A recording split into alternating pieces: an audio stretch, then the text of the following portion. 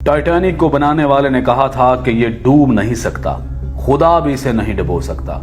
फिर ऐसा हुआ कि पहले ही समुद्री सफर के दौरान वो ऐसा डूबा कि आज तक निशाने इबरत है और उसको देखने वाले जो भी जाते हैं वो भी बड़ी मुश्किल से बच पाते हैं। आज से ठीक 111 साल कबल टाइटैनिक एक अंधेरी रात में एक बर्फानी तोदे यानी आइसबर्ग से टकरा गया था। उस वक्त जहाज पर सवार ज्यादातर अफराद नींद की आगोश में थे। हादसे के वक्त टाइटैनिक 41 किलोमीटर फी घंटा की रफ्तार से इंग्लैंड के शहर साउथहैम्पटन से अमेरिका के शहर न्यूयॉर्क की तरफ जा रहा था और सिर्फ 3 घंटे के अंदर 14 और 15 अप्रैल 1912 की दरमियानी रात टाइटैनिक बहरे ओकेयानूस में डूब गया।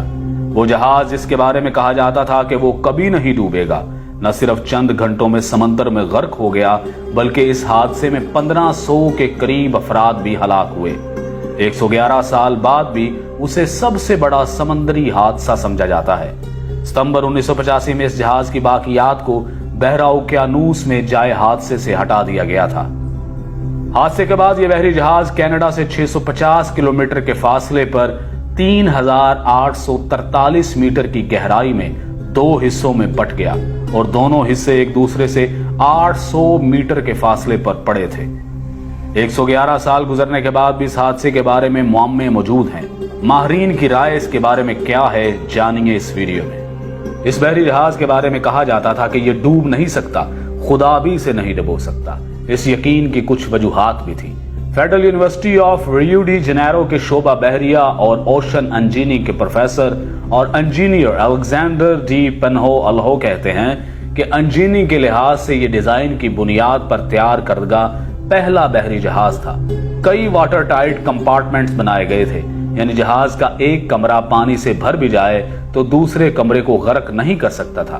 वो बताते हैं कि इस जहाज की तैयारी के दौरान कुछ मुश्किलात पेश आई थी, जैसा कि जहाज की ऊंचाई कितनी रखी जाएगी ताकि बिजली की तारें और पानी के पाइप ठीक से काम कर सके।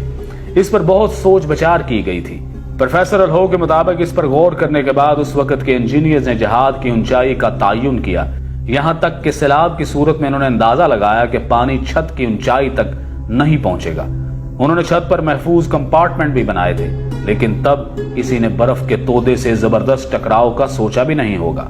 माहिरीन का कहना है कि तसादुम इतना जोरदार था कि जहाज की मेन बॉडी में जहाज की निसफ लंबाई तक सुराख हो गया था। ऐसी हालत में पानी डेक तक पहुंच गया था। जहाज पानी से भरने लगा था। ऐसी सूरत हाल में रेस्क्यू मुमकिन नहीं होता। आप पानी को निकालने के लिए जहाज में मौजूद तमाम पंप्स चालू कर सकते हैं, आप सब कुछ आजमा सकते हैं, लेकिन जिस रफ्तार से पानी अंदर आ रहा होता है उसी रफ्तार से उसे वापस बाहर नहीं फेंका जा सकता। एक जबरदस्त तसादुम के बाद जहाज की साख में तब्दीली आई और दरवाजे बंद नहीं हो रहे थे, वो भंस गए थे। टाइटैनिक को इस दौर में भी खालस स्टील से बनाया गया था, लेकिन उस वक्त का स्टील ऐसा नहीं था, आज की फुलाद की तरह मजबूत नहीं था। बड़े हादसों के बाद इसकी वजूहात में इंसानी गलतियां हमेशा पाई जाती हैं। माहिरीन के मुताबिक आइसबर्ग से भरे खित्तों से गुजरने में मुश्किलात के बावजूद इस पर सफर को तेजी से मुकम्मल करने का शदीद दबाव था।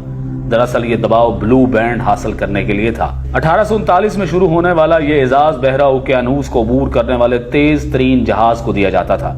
टाइटैनिक को इस एजाज का सबसे मजबूत दावेदार समझा जाता था। इस वक्त दुनिया की बड़ी कंपनियों के दरमियान जहाज बनाने का मुकाबला था। उस वक्त इंग्लैंड और जर्मनी के दरमियान मुकाबला था कि सबसे बड़े और तेज तरीन जहाज कौन बनाएगा। सबसे बड़े और तेज तरीन जहाज को सरकारी तौर पर ब्लू बैंड मिल गया।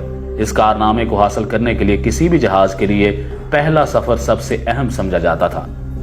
पहले सफर के दौरान जहाज की हालत सबसे बेहतर होती है। जहाज पहले सफर में तेज तरीन रफ्तार हासिल कर सकता है और टाइटैनिक ने भी तेज तरीन रफ्तार हासिल करने की कोशिश की थी। बच जाने वाले लोगों में से बहुत से लोगों ने बताया था कि जहाज के कप्तान को इर्द गिर्द के इलाके में बर्फ के तोदों के बारे में इतला दी गई थी, लेकिन उसने जहाज की रफ्तार कम नहीं की क्योंकि वो तेज रफ्तारी से बहरे ओकेयानूस को अबूर करके ब्लू बैंड हासिल करना चाहता था। लेकिन यही तेज रफ्तारी और गरूर और तकब्बुर और खुदा को चैलेंज इस जहाज को डुबोने का सबब बने। टाइटैनिक हादसे में 1500 के करीब अफराद हलाक हुए, जिसके बाद समंदरी जहाजों के हिफाजती निजाम को बेहतर बनाने की कोशिशें शुरू कर दी गईं। इस हादसे के बाद समंदरी जहाजों की हिफाजत के लिए रडार जैसे आलात की तैयारी शुरू की गई। टाइटैनिक के हादसे में बहुत से लोग इसलिए मारे गए कि उनके पास लाइफ बोट्स नहीं थी, और टाइटैनिक में लाइफ बोट्स इसलिए भी कम थी क्योंकि उनका दावा था कि ये जहाज कभी नहीं डूब सकता। इस यकीन की वजह से जहाज में सिर्फ आधी लाइफ बोट्स रखी गई थी। यह हादसा समुद्री जहाजों की हिफाजत के हवाले से एक अहम संग मील साबित हुआ। समुद्री जहाजों की हिफाजत के लिए इदारा जाती फ्रेमवर्क बनाया गया। तामीर के दौरान हिफाजती पैरामीटर्स का ख्याल रखा गया।